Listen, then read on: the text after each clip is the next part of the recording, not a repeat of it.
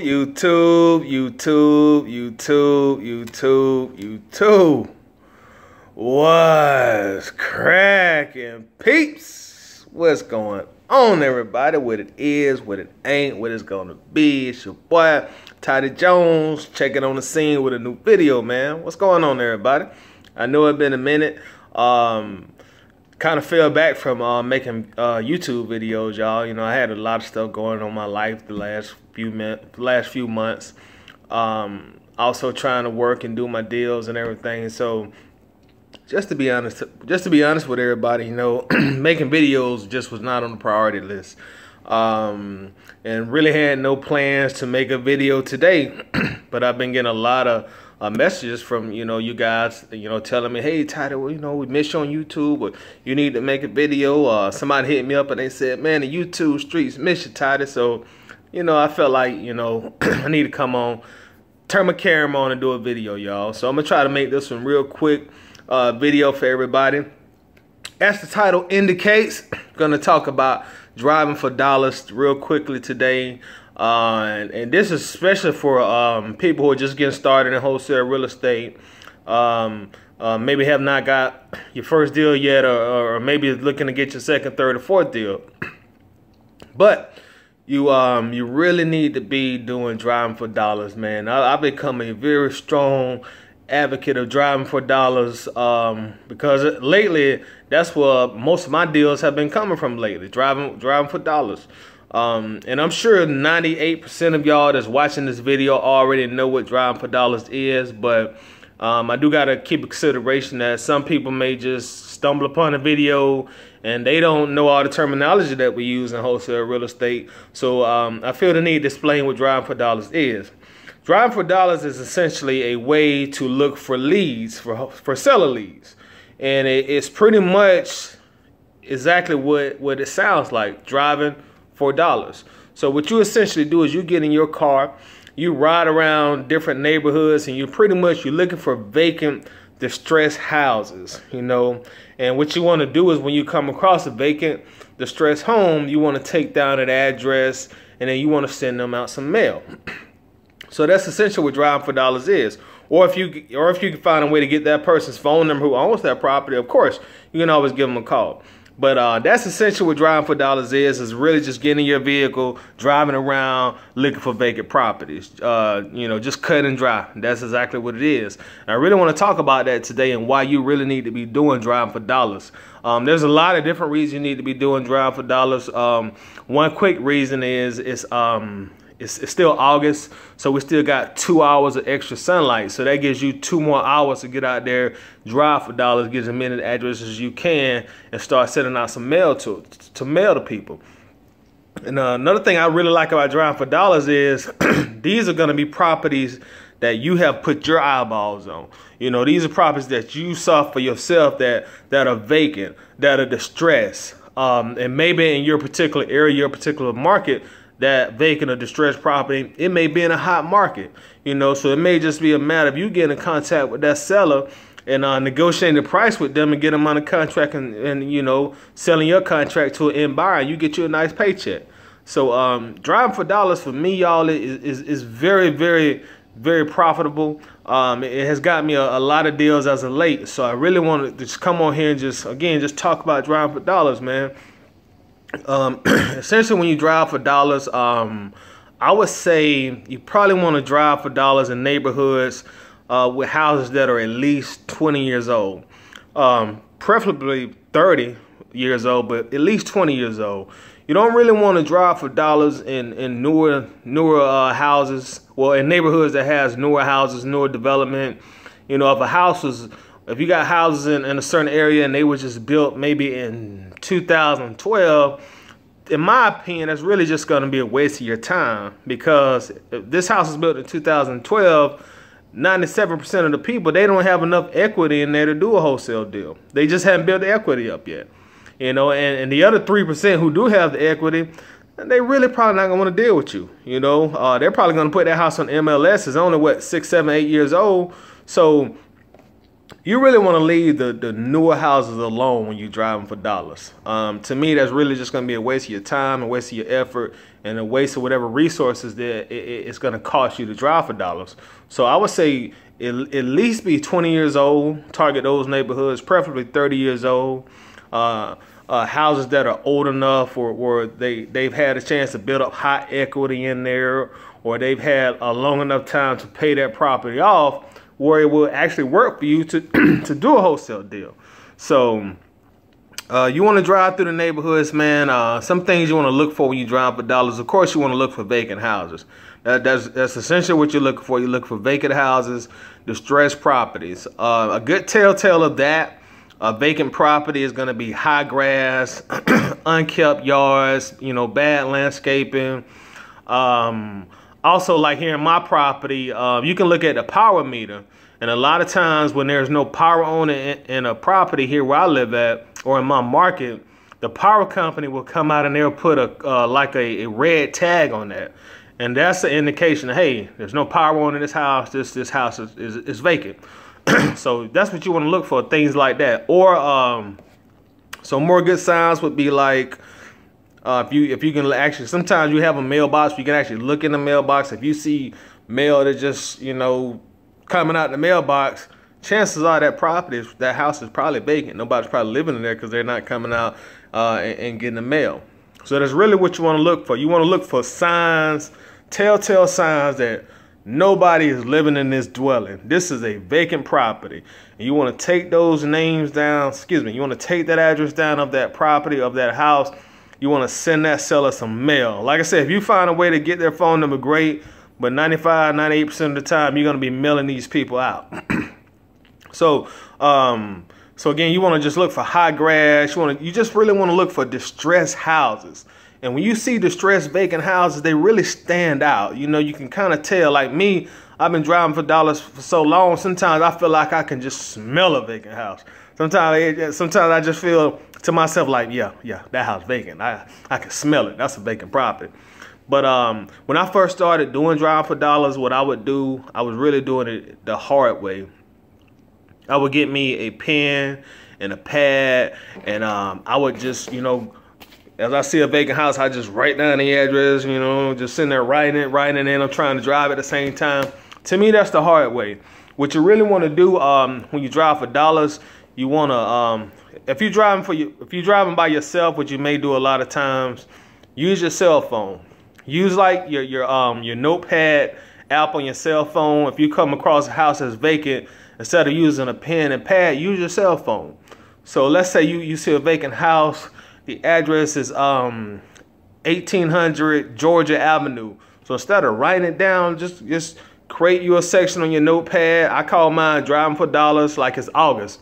I'll label it August driving for dollars, and then I'll start listing addresses. So you may say like 1800 Georgia Place Avenue. Bam.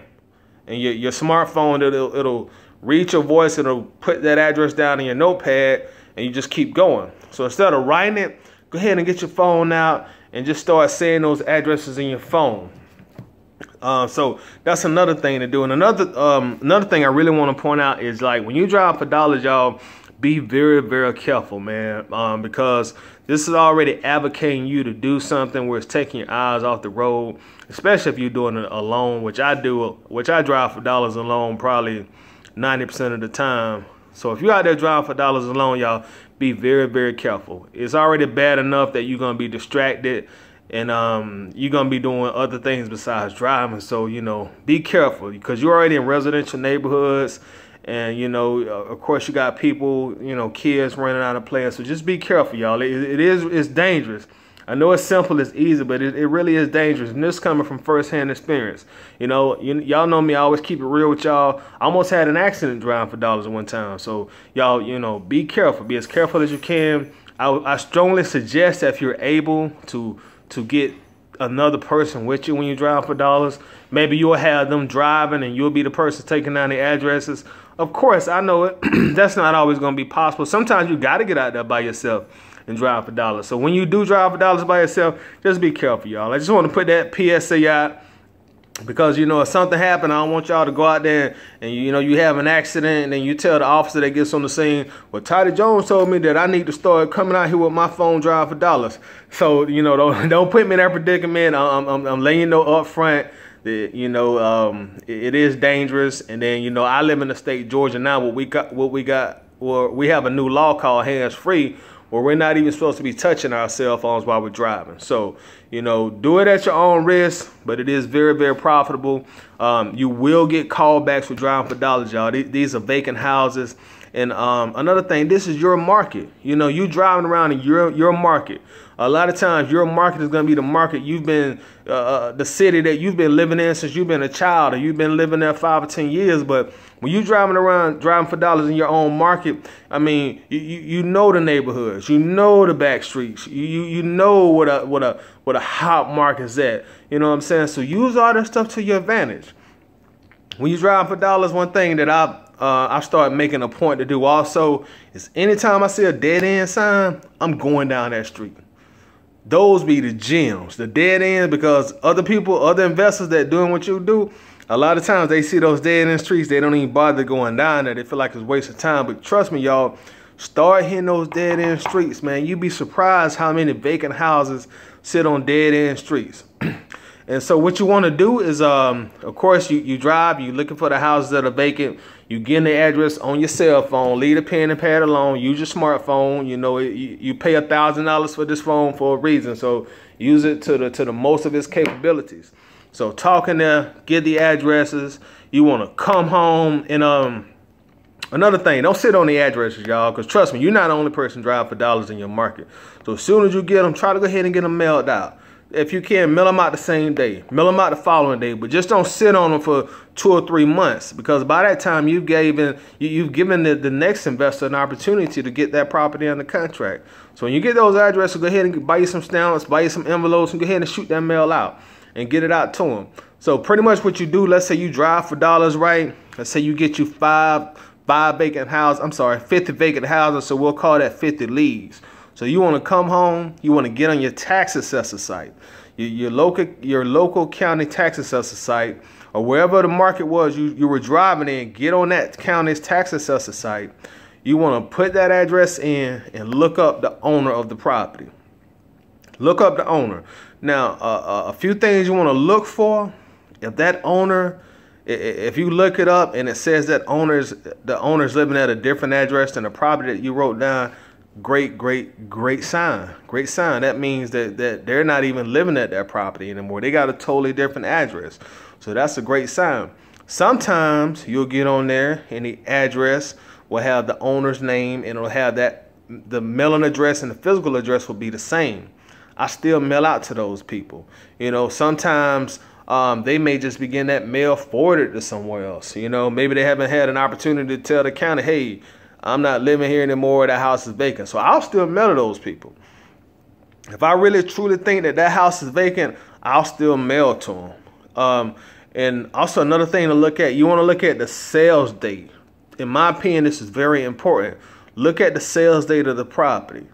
Let's say if you look at the sales date and it has the last sale, like right now we're in the middle of August. I think today is August 12th. So let's say you look at a property, right, and the sales date say July 10th, 2018, this house was sold for $80,000. So in a situation like that, I'm not gonna mail them. That house was just sold like a month ago. I'm not gonna mail them out. You know, even if it was sold in May or June of this year, I'm still not gonna mail them out, because that's a very recent sale. and if someone just bought that house a month, 2, 3, even 4 months ago, chances are that they're not going to want to sell it to a wholesaler like me who want to get it at a huge, big discount, especially if they just bought it. You know, it may still be sitting vacant because they hadn't had a chance to get in there and rehab it yet. So 98%, 99% of the time, I'm not going to mail them. I'm not going to mail them. You know, it just got sold. Somebody beat me to the punch the way I look at it. So I'm not mailing them. Tell y'all what I really had a lot of good luck with as far as driving for dollars: churches. And I'm not talking about the place that sell fried chicken. I'm talking about churches, place of worship. Those church-owned properties that are vacant, man, they call you back. They really do. I've done deals, and I used to then mail out to churches. That's the funny thing. Like, whenever I see a church-owned property, I just thought, well, it's going to be probably some kind of hassle. They ain't going to want to talk to me, blah, blah, blah, blah, blah. But yeah, anytime you see a church-owned property, y'all, go ahead and start mailing to them. The pastor or the treasurer, somebody going to call you back, and you can put them under contract very easily and just flip that house. I'm working on a lead now that has 2 houses on 2 lots that's owned by a church that they bought like 4 years ago. And I've already talked to the pastor. Me and him talked like 2 days ago. And this may be something I'm probably gonna get under contract. I got a good feeling about it. I really want to call him back today and make my offer, but it is Sunday. So it's definitely a work day for a pastor. So I'm gonna wait till Monday, and I'm gonna call him and I'm gonna give him an offer. And I think I can get it under contract. I really do feel strongly about it. Both properties need a whole lot of work, but they would make some real good buy and hold rentals based on where they're at. So anytime you see properties owned by churches, yeah, man, go ahead and get those. Now, sometimes you're gonna run into properties that are owned by other investors. Like for the owner, it may say something like ABC and ABC Properties LLC. I still mail to them. I still shoot them some mail. You still will wholesale houses that are owned by other investors. Sometimes they're just going through certain stuff, and it's just, you know, they may be overwhelmed with properties. Like I did a deal like maybe 2 months ago with another investor, and he actually I put the houses under contract, and I wholesaled them to another end buyer. And the reason that the investor gave me the property is such a sweet deal, because 1, he got him at a sweet deal, and 2, he took all his energy and put into a bigger project. He pretty much told me, look, I just ain't got the time for it right now. It wasn't a financial motivation, because the guy, you know, I could kind of tell, like, you know, hey, he had money. He didn't seem like he was hurting for money, but he bought a bigger property, and he just put all his attention there, and he really just didn't have time for these. And that's was in his own words. So I put him under contract, find a buyer, boom, you know, was able to close the deal on it. Didn't make a whole lot of money, but I made more than what I started with. And that's really the ultimate goal. You know, you're not going to hit home runs at every deal you get, you know. So, you know, if you're only getting deals at 1,000, 2,000, 3,000 deal, that's fine. That's cool. Keep getting those deals. Still more than what you started with. But yeah, y'all, driving for dollars, man, that's a real good way to generate leads. It's very inexpensive. And also, you're learning your market as you do it as well. If you don't already know your market well, driving for dollars, that'll teach you your market. It'll help teach you your market. You know what I mean? It'll help teach you what certain houses are at in certain parts of your town or certain parts of your city. So driving for dollars, it'll get you deals, y'all. And these people will call you back. Trust me, they will call you back. So anytime you see them vacant houses, man, go ahead and get those addresses. Come home, pull them up on the tax assessor site, and shoot that mail out to them, man. Shoot the mail out to them. You want to drive for dollars, you want to do that anytime you can. I'm not saying just do it once a month for 2 or 3 hours, man. Do it multiple times a week. If you can drive for dollars 4 or 5 times a week, great. You know what I'm saying? That's perfect. You know, try to make a goal to get a certain amount of mail out per week for driving for dollars. I would say 50 is a great goal. If you can get out more, better. But the more leads you get for driving for dollars, and the more stamps you buy, the more times you put that mail in the mailbox and send it out, the more deals you're gonna get. At the end of the day, it's a numbers game. So if you got 100 leads for driving for dollars, you more than likely you're gonna probably get a deal somewhere in there. That's just how it's gonna go, especially here in your own local market. These are properties that you looked at, and you pretty sure you're pretty certain that they're vacant. Go ahead and send these people out some mail. Trust me, y'all, they'll start calling y'all back. And that's really, that source of leads is getting me my highest response rates.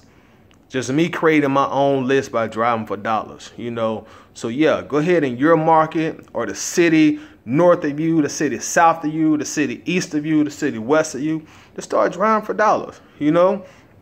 If you work 9 to 5, you get home by 6, You do what you need to do, relax, you know, eat 7 to 8:30, you can be driving for dollars, you know. On your off days, you can be driving for dollars, you know.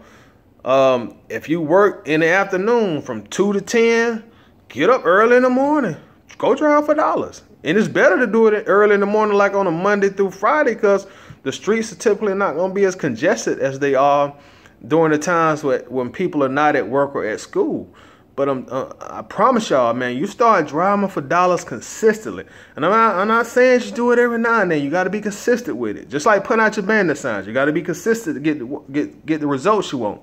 But I promise you, if you start driving for dollars consistently, you will see the results. Your phone will start ringing. You will see the results of it. And you will start to close deals. So yes, put that on your to-do list, y'all. Drive for dollars, driving for dollars, driving for dollars, y'all. It is a great way to start getting some deals and start getting some leads going your pipeline. You know, I got plenty of good hot leads right now that just came from driving for dollars. I'm telling y'all, it works. Trust your boy on this one. I feel like I didn't really touch on everything I want to say about driving for dollars, but the video is already 20+ minutes, y'all. And I don't even be wanting the videos to be this long. I really don't. But sometimes I just get on camera and my brain start moving faster than my mouth do, and and I just start talking.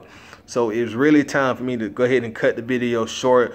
And of course, y'all make sure that y'all follow your boy on Instagram. If you don't know my Instagram, I'm about to give it to you. It's my name, which is Toddy Jones. Well, it's Toddy_Jones. That's my Instagram. Toddy_Jones. You spell my first name T as in Texas, I as in internet, D as in Dallas, Y as in yellow, _ Jones. Jones. Just like Quincy Jones, Indiana Jones, Jones County, all that good stuff. But y'all make sure to hit that subscribe button for me. And also, you just can't hit subscribe no more on YouTube. YouTube want you to hit that notification button. So that's why that way when I do make videos, YouTube's supposed to send you some kind of notification.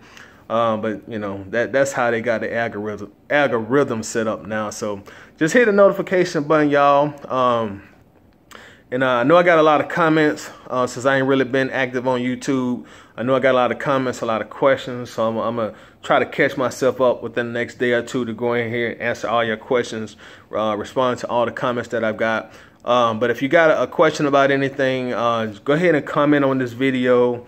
Anything you want to ask me about wholesale real estate, comment on the video. I will be responding to all the comments on the video. So just comment, ask your question, and I'm going to do my very best to answer. But and also, let me say thank y'all too. I looked at my YouTube stats like a couple days ago, and I had 100,000 views. You know, so thank y'all. I really appreciate that. A lot of y'all rock with me the long and strong way, so I really thank y'all. 100,000 views. When I did my first YouTube video, I never figured that I would turn into a quote-unquote YouTuber. I just did it because I was so excited, and then people started asking me to keep making videos. So here I am, still doing them. But I'm out of here, y'all. Hope y'all have a good Sunday, and I really appreciate y'all rock with me checking out the video. Y'all take care. Peace out.